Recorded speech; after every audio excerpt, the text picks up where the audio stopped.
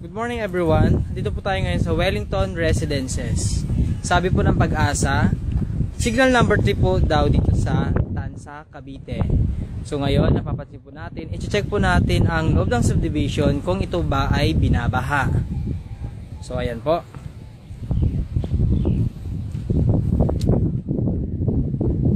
Ito ang guardhouse natin.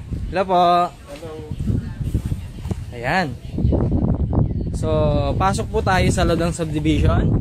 Ito po ang construction update natin sa ngayon. Ayan.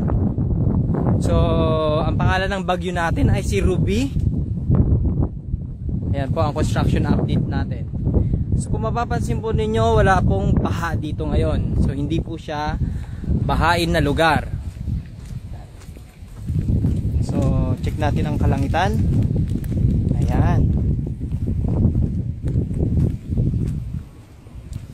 So sa part na ito, kung mapapansin niyo, diyan po itatayo ang clubhouse at swimming pool.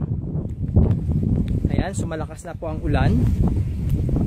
Ayan, dito naman po, yan po ang pinakatangke ng tubig natin. Ayan. Ito po ang pinaka model house. Ito po ang Lisa. Ayan.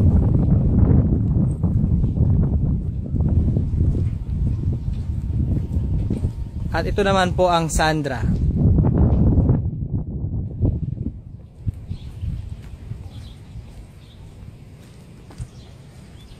So ayan po.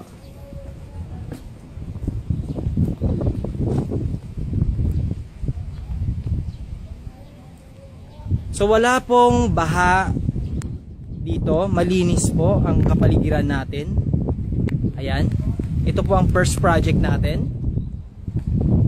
Ayan.